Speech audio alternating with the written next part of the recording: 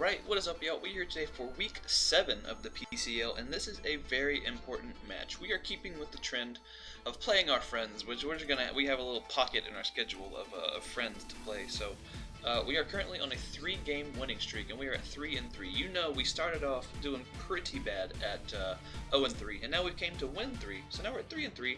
Even differential, your boy has balanced everything back out, and we're trying to turn this into a 4-game winning streak and try to get this playoff race manageable, you know? So we go against our buddy Dye. If you look on the screen, you see his team. That team is scary as fuck. I feel like I say this every week because it's like a kind of Uber's League, so everybody's allowed to have at least one busted-ass thing, but this man has metagross, this man has Entei, Kyurem Black, Zapdos, Conk, man. It's gonna be rough, man. It is gonna be rough. But obviously, if you've been around on my channel, you know Dye's our fucking buddy. That's that boy. We build and play and shit a lot together, so there's always a lot of mind games involved whenever we play Dye. And spoiler alert, we actually end up playing the game in call, so it adds like a whole another layer of fucking like mind games and verbal abuse and you know all that fun stuff. But let's go ahead and jump into the team here. So first thing I noticed was that his speed tiers, shoutouts to Pat, his speed tiers are kind of whack because his fastest thing he has is going to be Mega Metagross or Lycanroc Dusk. Granted, he does have the options for webs with young Araquanid there. So, we need to keep webs off the field, obviously, and then we have the fastest thing on the field right here in front of us. Scoot, the modest expert belt Jolteon, and you see that first move, you already know we're up to some shit. We got Magnet Rise, T-Bolt, Shadow Ball, and Hidden Power Ice. Usually I am all about that Volt Switch life. I love switching around and, you know, doing all that fun stuff, but I just really need to tax this game. Like, I just need to attack what's in front of me, I need to get damage off, and I need to put... the whole point of Jolteon is to put everything in range of moves from Excadrill and or Kartana. So, Jolteon, like we said, with a modest nature, 110 base special attack, does not fuck around. And that Expert Belt is going to be doing a lot of damage. There's not a lot of stuff on this team that I don't hit hard as fuck. Like, Nidoqueen, Serena, Araquanid, Zapdos, Mega Metagross, and I think that's it. But all those things we all hit super effectively. Those are all huge threats to our team, and we need to take care of them. So Jolteon here has enough speed for his base 110s, obviously the fastest things on his team, the Lycanroc and the Mega Metagross, and we 2-KO both of those things. Now Mega Metagross is a bulky bitch, and there's 2 potential sets I think he could run.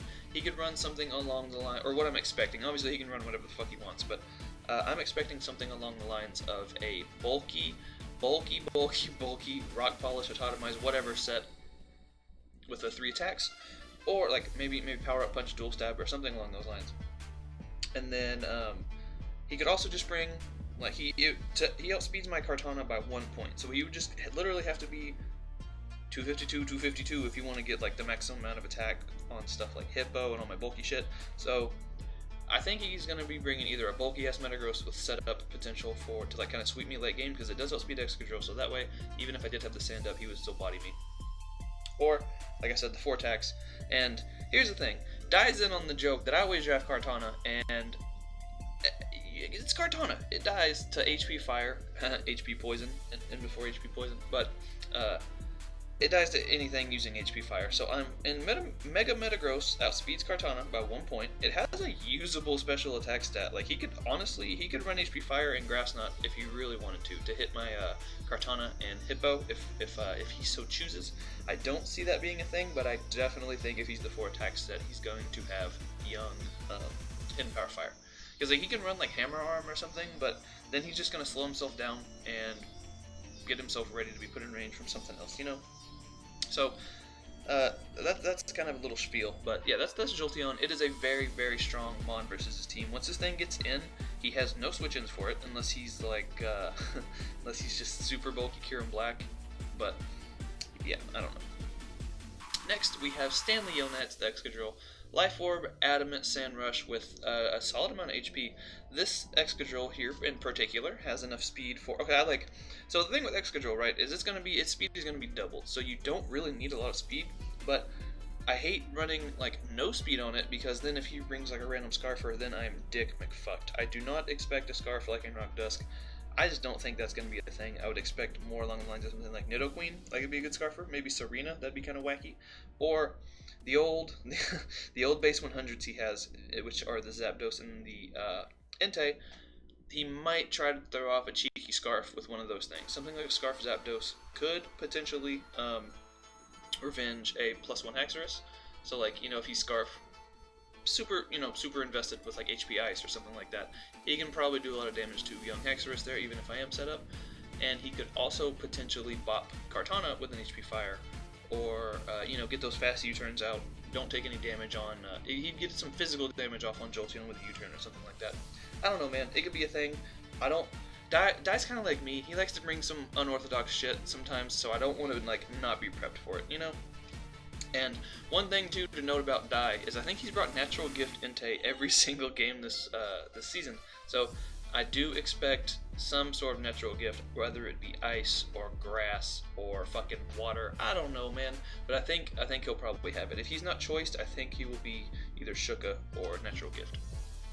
But next off, we have Big Doinks here, the Hippowdon. He's supposed to be the big black Big Doinks. Is the female one? It's supposed to be black, but it will be in the game. Didn't really put much thought into this Hippowdon here. It just needs to be bulky max. Grass Knot, if he does want to run that on Mega Metagross, that is going to be a bit of an issue, but at least he'll still take the Rocky Helmet chip. I kind of went back and forth between whether I need the Smooth Rock, whether I need like a Rendo Berry, whether I need the Rocky Helmet, and when it came down to it, I need as much chip off on that Mega Metagross as I can get, because if he takes like a few Rocky Helmet hits, then he's in range of Scoot. If he takes a Shadow Ball, he's in range. He just needs a little bit, depending on which set he is, he just needs a tiny bit of damage to be guaranteed in range of the Earthquake. So that's clean. Now, once again, we are not bringing Stone Edge, which proved to be unfortunate earlier on in the season. We weren't able to hit the flying type on our opponent's team, but it's okay. We got Roar. I am about to let that thing power up punch and atomize my face. No sir, not today.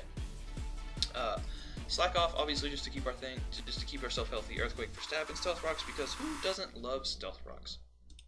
Next, we have Kartana, who once again has enough speed for the base 100s, being Zapdos and Entei.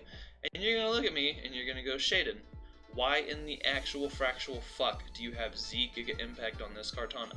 And let me tell you, son, there is one reason why I have Z Giga Impact on this Kartana, and that is because a fucking bulky ass Zapdos, after it takes rocks, goes down to a Giga Impact plus a knockoff. I mean a Z Giga Impact plus a knockoff, which is fucking ridiculous and hilarious. Honestly, I love the Normalium Z animation where he just shows him charging, and oh man, if I get the opportunity, I'm gonna use that motherfucker. And you already know what the thumbnail's gonna be. It's gonna, if it happens, it's gonna be Kartana flying through the dust with the Normalium Z, like it always is. It's Kartana, man. I love Kartana. But basically 4 attacks here with the Normalium Z.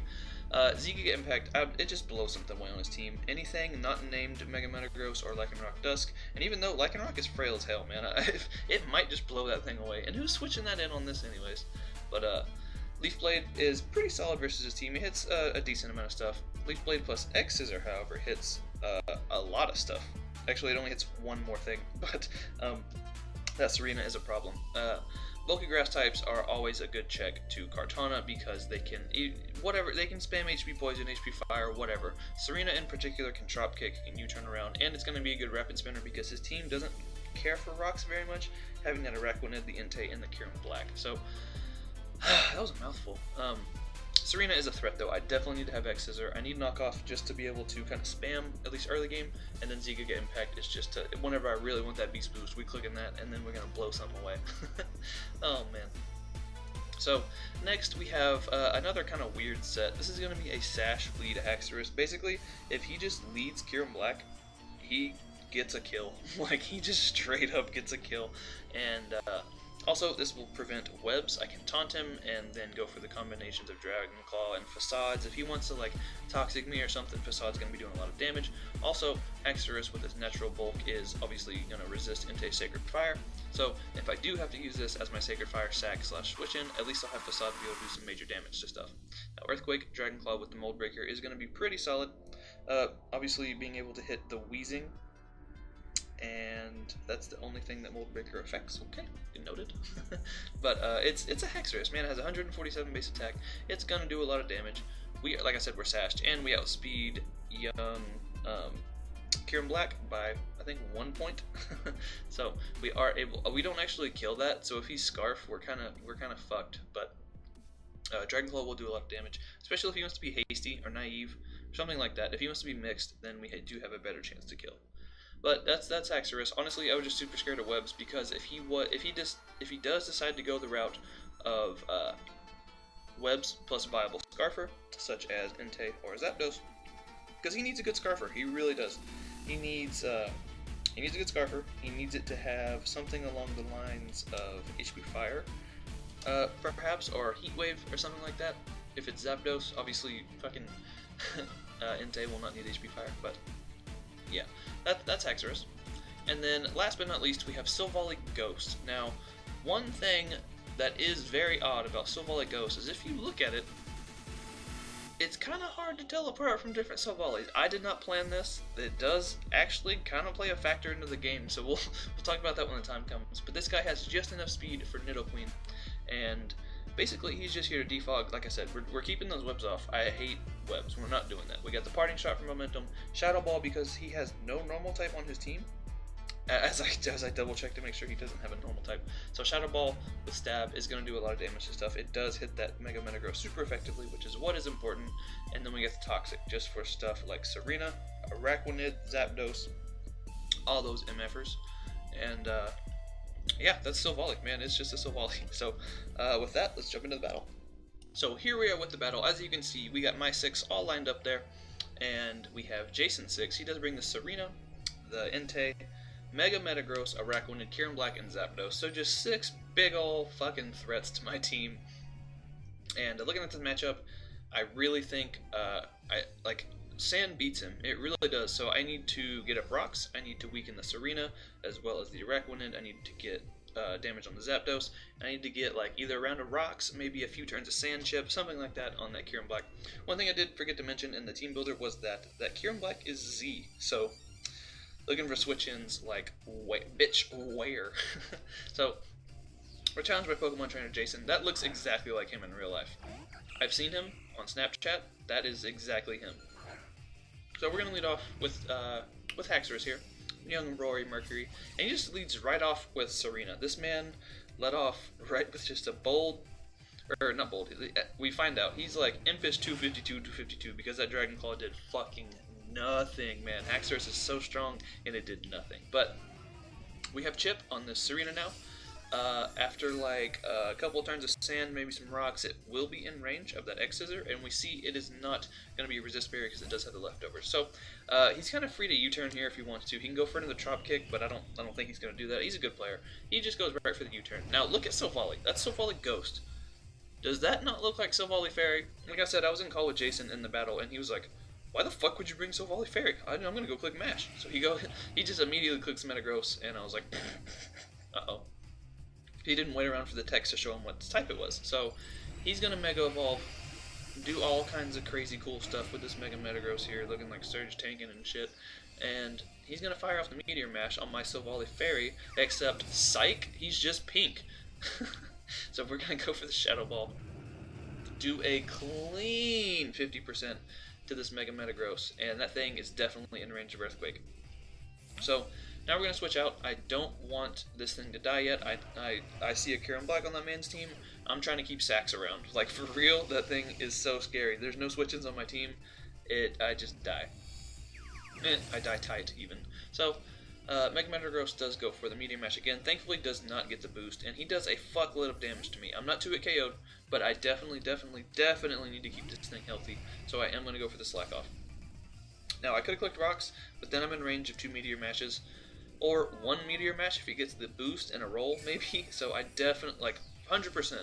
Hippo is going to be, if not the win con, he supports the win con. So he's the secondary win con right now. So we're going to switch right on out of this bad boy. But Kyurem has taken 1 round of sand. After 1 more sand turn, he's actually guaranteed in range of the Iron Head. So he's going to go for the Icium Z. And at this point, I was like, alright, fucking R.I.P. Silvally. This slammer is about to blow this man back. but he goes for the Z Hail, resetting my weather and giving his dirty, disgusting Kyurem Black +1 speed, which is, that's just good prep on his part, honestly. That's a cool ass fucking set. I appreciate that. So now I'm the one taking Weather Chip, which is not how this is supposed to work, even though I still would have taken Sand anyways. But so we're switching on out of there. At this point, Haxorus was only there to be able to revenge this Kyurem, and now it is useless because it has a +1 speed, so we're just going to go ahead and sack this guy. Luckily, he shows that he has Ice Beam rather than Blizzard. Honestly, I think a real man would probably bring Blizzard on their Z Hail Kyurem, but hey, who am I to judge, you know? So, Haxorus goes down. It is 6-5 to his favor at this point, and we have to go into Hippo and reset the weather. Now, I'm going to switch out, and I'm going to sack Silvally now that my weather's up. I was hoping to God he didn't predict that and go for Hail again, because that would have fucking sucked. So now he just gets to go for another Ice Beam. Kill great value the Silvally, and it is 4-6 in Dye's favor. Things are looking grim Adventures of Billy and Mandy for me right now. But he's taken that second round of Sand Chip. He's proved to be Z-move, so he is guaranteed not in rain, or guaranteed not Babiri Berry. We can just go for the Iron Head. We are adamant Life Orb Stanley Yelnats right now. Kyurem Black goes down. Dye's favorite is down. So it is 5-6, or 5-4, still in Jason's favor. But Zapdos is going to come out. That's also my Zapdos nickname, so shoutouts to me. So I'm going to switch out. Like I said, X-Control is the win con. It does potentially clean up his entire team. Now this does give young Jolteon just an excuse to come in. He does have pretty good Spadef, so we're going to be able to eat 2 of those. Now, like I said, I'm modest, I'm expert belt. This is going to do a fuckload of damage, man. This is going to do so much damage. He does not have a switch into this guy. He didn't even bring Nidoqueen, which I understand because, you know, Sand Team. But now, Zapdos is 100% in wave of the Life Orb Adamant Rock Slide, but we have to hit. And ain't nobody trying to hit, so rather than, you know, predict him to go into something like Mega Metagross, or so, I don't know, man, whatever, he could potentially try to save this because it does kind of wall Kartana if you don't have Z-Giga Impact, but we're just going to go for the Zega Hidden Power, and the Zapdos is going to go down. So now things are finally balancing back out. The sand has subsided, Jolteon is taking no more of your chip, and now Thickums is going to come out. So he's at, I'd say 75 or so %. Now this does about 65 max, because Thickums is so fucking bulky, but we actually get the critical hit and Thickums goes down, which is super unfortunate for Dye because now he doesn't get to kill my my Jolteon. But I don't think it mattered that much in the long run, because like I said, we just need to weaken his team with this so that X-Control can sweep. Now, I'm going to do exactly that. We're going to go right for the old Thunderbolt, do a clean half to this Entei. He's going to go for the Sacred Fire, kill me, and yeah. So Entei gets the kill there. And now I believe it's 3-3. Things are getting heated, son. Now, one thing I did forget to mention as well is we didn't even bring fucking Tapu Lele because I did not want to give that Mega Metagross a terrain boosted Zen Headbutt. And I figured he'd kind of over prep for it anyways. It's a Lele. You have to have a switch in. So, yeah, I'm assuming he's not going to have any at all priority. Maybe one thing with some priority on it, but as we see Kartana, who just goes flying, look at that origami flying through the fucking wind, and just demolishes Entei. Good God. Now, Kartana's going to get a beast boost. Kartana's looking good right now, man. I am out of range of anything other than HP Fire Mega Metagross wants to go for. He doesn't go Mega Metagross, which makes me assume he doesn't have HP Fire. He goes into this Bubble Buddy, though. Now, I'm going to go for the Leaf Blade. That does a shitload of damage. And he's going to go for the HP Fire. Now, Kartana is obviously dead to an HP Fire because it's Kartana. That motherfucker lived! Kartana lived an HP Fire, ladies and gentlemen. What in tarnation is going on? I was lit in this call with Dye. He was mad. I was excited. Things are looking fantastic. Kartana is now at +2 attack. He only has the Mega Metagross. And things are looking pretty good for old Sheldon here. So, I don't even think he was that mad, but you know, when you're in call with somebody, you kind of start talking a little bit of poop, so I might have done that. So he's just gonna go for the EQ. See, it's a tough call because if he missed the mash, obviously he just won, or I just won. But if he went for the mash and got the attack boost, he might have been able to beat me. I'm not exactly sure. So here's where things get funky. Now, You guys saw I had Magnet Rise on Jolteon. Now he's gonna go for Magnet Rise with Mega Metagross, and I can't Earthquake this man. So it's looking like a stalemate. Now I have the Rocky helmet. I'm at full health. He has to touch me at some point, and I wasn't, like I said, I'm in the call with Dye, and I was like, dude, I'm gonna stall you out of Earthquakes if I have to. I don't give a fuck, man. Like, I need this win. Your boy is trying to get to positive differential. I will stall you out of Earthquakes. And he was like, nah, I'm gonna crit you. I'm gonna get you down into range and I'm gonna crit you. And so this just kind of happens for a minute. Like, honestly, I don't blame him. It's a Pokemon game. You want to do your best to win. He wanted to at least try to lower down differential, and he was kind of okay. So this is kind of my fault too, because he was trying to reason with me, saying that if I just sacked like Excadrill or whatever, if I just sacked this, he would let me take the 1-0 win. But I wasn't trying to get shysted by a fucking shady motherfucker in a Discord call. You know, obviously Dye's my boy, and he would never do that. But still, I ain't gonna fall for your bullshit, Jason. Not today, young man. So he doesn't get the boost. He doesn't get the crit, and right there, now I think he's kind of realized that things are not going to look so good for him. So the sandstorm subsides, his electromagnetism wears off, and he has to go for Magnet Rise if he didn't want to die. Tight. So I figured there's not even a point in trying to attack him. I'm gonna just get right back up to full, and if I have to, I will literally stall this man out of Earthquakes. We were sitting there. I had a cold beverage in my hand. I was like, dude, I got all night. I had two more draft league games to play after this, and I was like, hey, you know what? Fuck them. They can wait. I'm winning this game. goddammit. So he's literally just clicking Earthquake, and I start clicking stuff other than Slack Off and Earthquake and whatnot because fuck it. You know, if he's really gonna make me PP stall him, I will stall him out of PP so hard. I need to not. That sounded weird. I don't like that anymore. But so now he's gonna go for another Earthquake. He doesn't want to touch me. He can't touch me again or he dies, basically. So he needs a crit there. He does not get it. I believe I go for the Slack Off. Yeah. And yeah. So like I said, he was trying to reason with me, trying to get that 1-0. But you know, your boy needs that differential, and I wasn't about it. So he does finally just give in. About 5 turns late and just go for the Zen Headbutt. It was funny because that does a fuckload of damage to me, and he's just going to go down. So Bowdon gets that nice passive kill. We win 2-0 versus DyeItTight, aka Jason, our old pal Jason, and that was a good fucking game, man. Honestly, I did get a little lucky with the Hidden Power Ice crit on Serena, but like I said, I don't know if that necessarily mattered in the long run, because he would have been in range of Kartana. That would have just been a beast boost, and things would have been all fine and dandy for me, honestly. It just would have like, I think it only would have mattered if he was Shuka Entei, because I still definitely cleaned up with Excadrill in the back. So go ahead and like, go ahead and subscribe, do all that bullshit. Your Dallas Starmies are on a 4-game winning streak, guys. This is nothing to fuck around with. We lost to 3 Greninjas in a row, and that was rough, but we're bringing it back. You know, hopefully the people in the pick'ems will start putting some respect on my name. Probably not, though, because, like, fuck me, right? But, yeah, next week we take on Brendan. And I've never got to play him before, so it's going to be a lot of fun. Like I said, we get to play a bunch of our buddies in a row. We got Austin, Dye, and then Brendan, and I think JB after that as well. So that'll be fun. So definitely check out Dye's side of the video. I know it's going to be funny because I know he's going to be just a little bit heated. So definitely check that out.